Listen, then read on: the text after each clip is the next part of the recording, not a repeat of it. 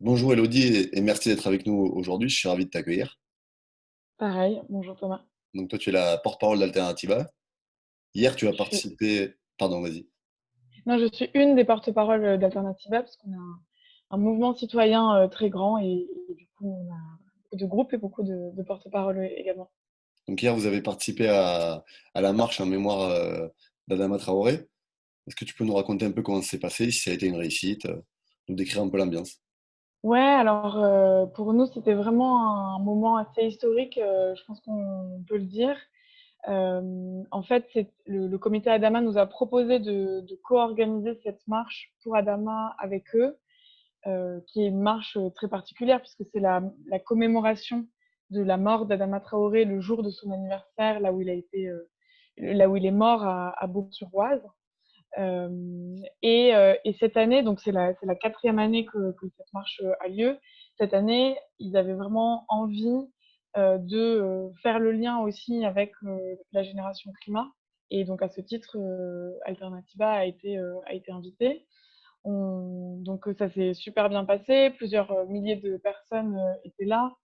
Ça a commencé par une conférence de presse assez forte aussi, avec évidemment une prise de parole d'Assa voilà, qui a commencé par ce chiffre des 4 ans. Ça fait 4 ans qu'ils se battent pour avoir un procès, en fait, pour savoir exactement qui s'est passé, comment son frère est mort. Et puis les paroles d'autres familles de victimes de violences policières qui se sont montées en comité et qui réclament la même chose, vérité et justice. Et puis la marche s'était lancée à travers les villes de Persan et Beaumont, qui se situent à 30 km de Paris. C'est plutôt la campagne, c'est plutôt des zones pavillonnaires, donc c'est voilà, très différent de ce qu'on a l'habitude de faire. Et tout ça s'est terminé ouais, sur un terrain avec une sorte de festival, des stands de nourriture.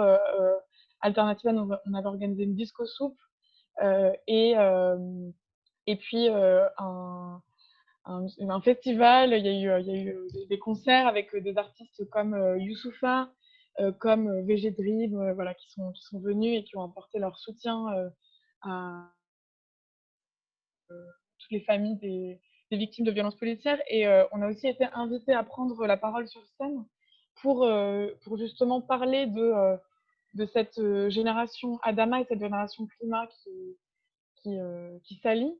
Et c'est vrai que ça a suscité beaucoup d'interrogations, à la fois dans les médias, à la fois sur les réseaux sociaux. C'est ce que j'allais On te a dire, reçu. c'est que il y en a Ouais. beaucoup qui vous ont reproché, enfin qui ont reproché, qui ont dénoncé une alliance de circonstances entre la question de la justice climatique et la question des violences policières. Qu'est-ce que vous leur répondez à ces personnes-là? Alors, c'est pas. Enfin, on a reçu beaucoup de, ouais, de personnes qui avaient des interrogations, qui se disaient, mais en fait, c'est pas les mêmes combats. Et du coup, on a voulu rappeler aussi pourquoi, en fait, on en est arrivé là, cette alliance, cette proposition d'être présent en force à Beaumont hier, elle n'est pas venue de nulle part.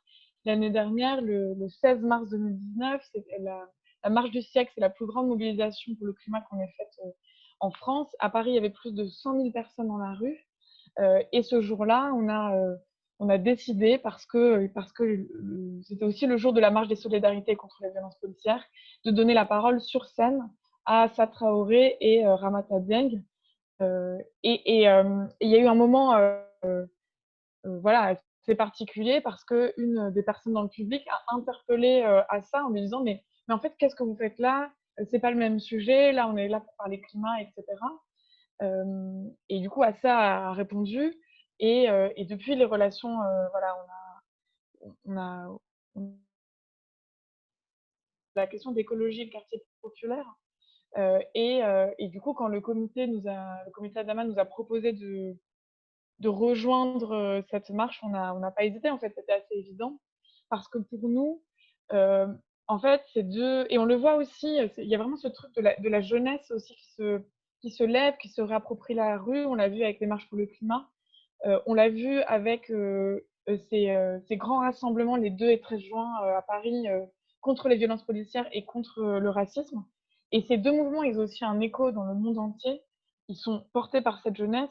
Et en fait, cette jeunesse, elle porte un message commun qui est celui de la dénonciation un système qui actuellement, oui, c'est un système capitaliste, c'est un système d'oppression, c'est un système de domination qui ne nous permet pas de nous projeter dans un lendemain qui nous donne de l'espoir que jeune génération, et qui opprime aussi des gens déjà marginalisés. Et en même temps, eh ben, on porte en nous la création du même type de société, d'une société qui est plus soutenable, qui évidemment lutte contre les dérèglements climatiques, mais qui aussi est plus juste, qui est plus égalitaire.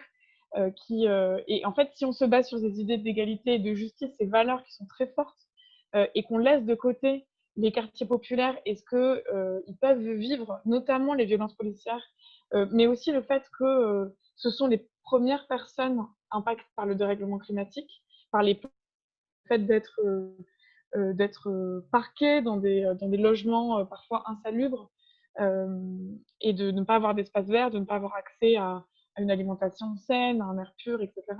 En fait, voilà, on défend la même chose. Est-ce que vous allez avoir dans les mois et les années à venir d'autres mobilisations communes? Est-ce que vous travaillez justement, c'est ce qu'on appelle la fameuse convergence des luttes là-dessus? Alors nous, on ne parle pas de convergence de lutte et le comité Adama non plus. On parle plutôt d'une alliance. Et en fait, parce qu'on ne peut pas. L'idée, c'est surtout de ne pas invisibiliser l'une de ces luttes et l'un de ces sujets, mais plutôt de parfois se renforcer, de s'appuyer, d'être alliés, et de faire le lien, en fait. Et c'est ce que je disais sur le message commun qu'on porte. C'est pas forcément, hein, on l'a vu, les mêmes personnes qui sont impliquées dans ces deux mouvements en termes de catégorie sociale, d'origine, de lieu d'habitation, etc. Et hier, à Beaumont, c'était aussi très fort parce que, après notre prise de parole, il y a aussi beaucoup de gens, pas forcément de Beaumont, mais en tout cas des quartiers populaires qui étaient présents, qui sont venus nous voir en nous disant, bah, ouais, en fait, ce message-là sur l'écologie et les quartiers populaires, on l'entend pas beaucoup.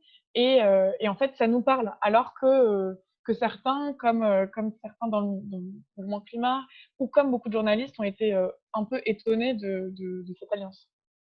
Et pour la suite, oui, on a envie de travailler à des choses aussi beaucoup plus concrètes parce que, en fait, la façon dont on conçoit cette alliance, et ce lien entre écologie et quartier populaire, elle doit se faire à tout prix au niveau local.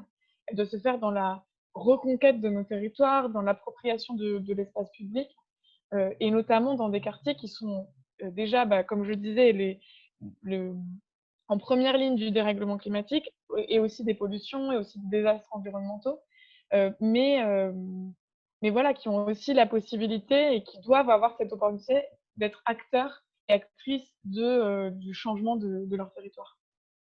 Alors hier, il y avait à quelques kilomètres de vous, il y a une image qui a fait beaucoup parler sur les réseaux, c'est Roselyne Bachelot qui a été prise en photo dans un avion ou en hélicoptère, on n'arrive pas trop à savoir, mais qu'elle se rendait à Nantes suite à un incendie, donc elle s'est fait interpeller sur le fait qu'elle n'ait pas pris le train. Qu'est-ce que ça renvoie cette image-là et qu'est-ce que tu en penses?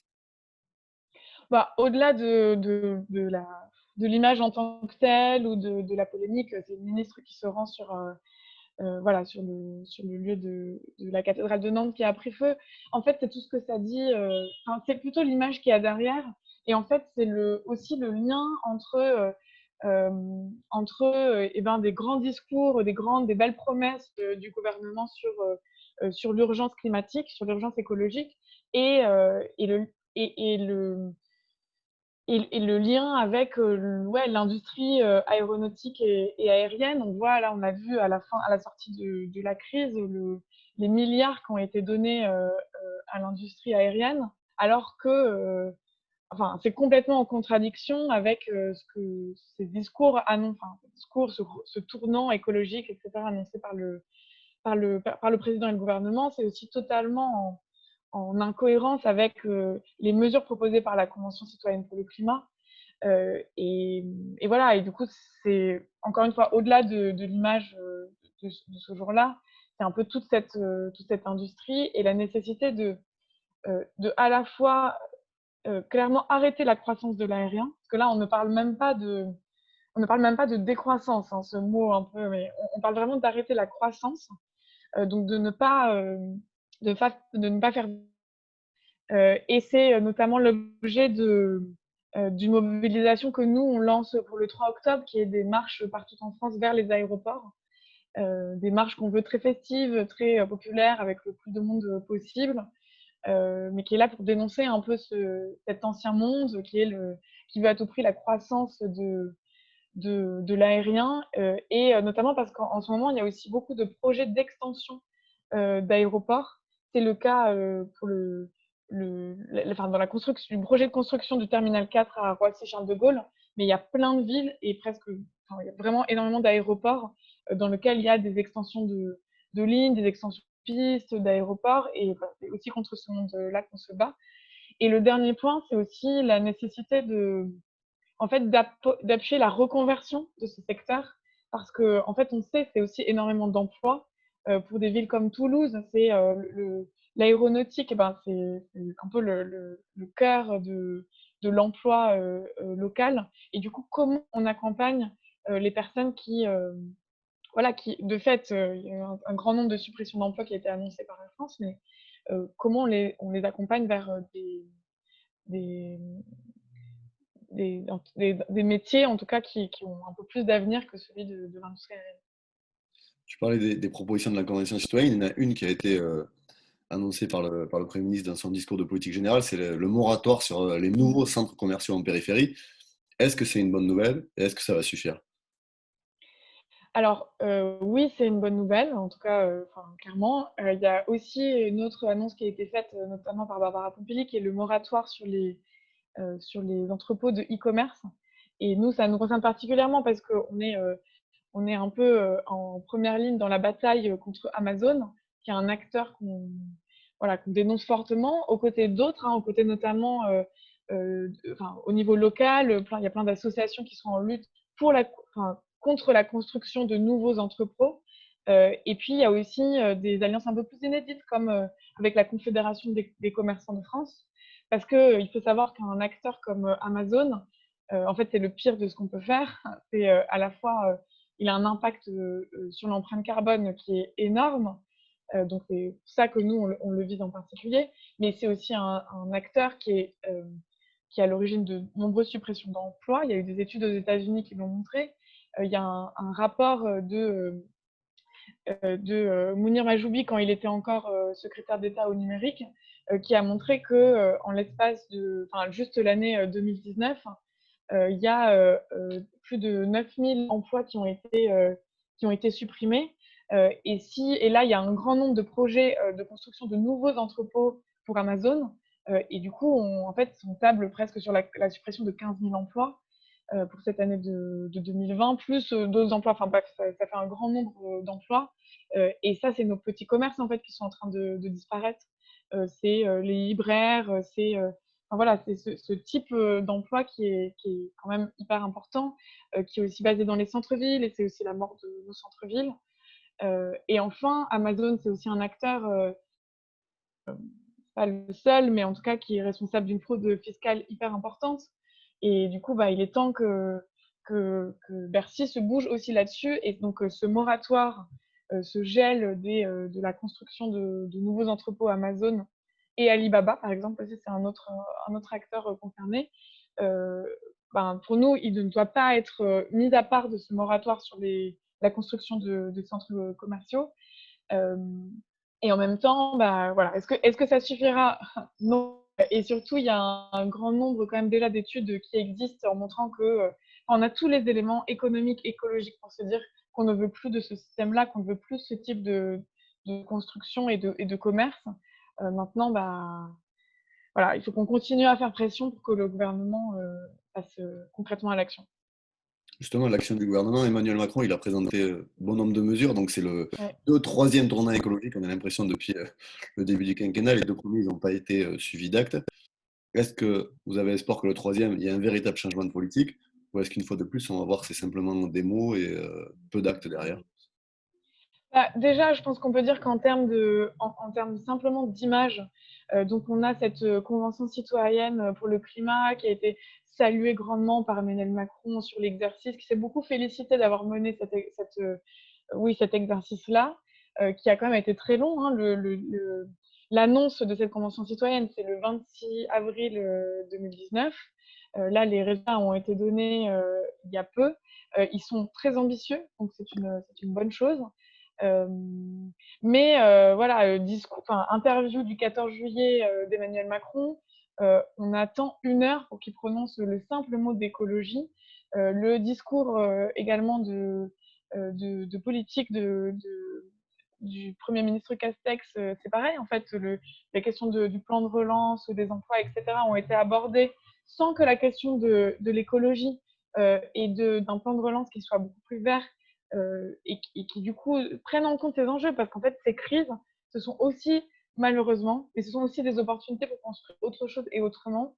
Et autant dire que non, clairement, on n'y croit pas du tout. Euh, et les actes, on les attend. Il y a cette histoire du moratoire, mais globalement, oui, pratiquement l'ensemble des mesures qui ont été proposées par la Convention citoyenne pour le climat ont été soit un peu mis, soit retoquées, soit mis sous le tapis, soit dit on en discutera plus tard. Mais il y a vraiment cette comment dire, cette tactique aussi de tout démembrer pour ne pas avoir voilà, un plan ambitieux et les citoyennes de la Convention l'ont dit. L'important, c'est de prendre tout ça dans un pack et que c'est sûr que c'est pas une mesure en tant que telle qui va endiguer le réchauffement climatique dans une logique de justice sociale également. Mais par contre, c'est l'ensemble de ces mesures qui peut avoir un impact. On va finir là-dessus. Si Alternativa était au pouvoir ou au ministère de l'écologie, ça serait quoi les trois, quatre premières mesures les plus emblématiques que vous mettriez en place? Ce seraient lesquelles? Alors, en tout cas, c'est pas notre rôle. Nous, on a un mouvement citoyen et dont l'objectif, c'est d'être le plus large et populaire possible. Donc, c'est aussi pour ça que cette alliance avec le comité Adama et le fait qu'on puisse parler d'écologie populaire, que on a aussi, du moment des Gilets jaunes, voulu faire ce lien-là et de parler d'écologie sociale et populaire, de dire que l'écologie, c'est pas cette écologie des puissants, l'écologie des multinationales qui verdissent un peu leur activité.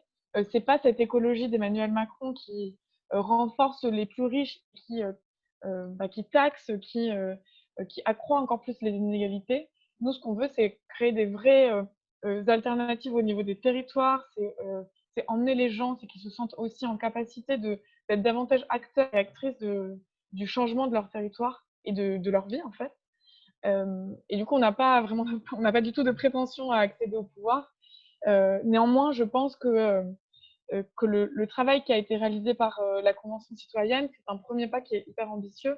Et c'est 149 mesures. Elles méritent d'être prises en compte dès maintenant. Elles ne suffiront pas à endiguer le réchauffement climatique à un chiffre de plus 1,5 degré, qui est ce chiffre un peu emblématique auquel on se dit encore de vouloir accéder pour ne pas avoir des conséquences qui soient trop importantes sur les populations. Euh, et bien sûr, au-delà de ces 149 mesures, il faudra aller beaucoup. Mais c'est déjà un premier pas. Et voilà. Mais, merci Elodie pour ce moment que tu nous as accordé et bon courage pour les batailles à venir. Merci beaucoup.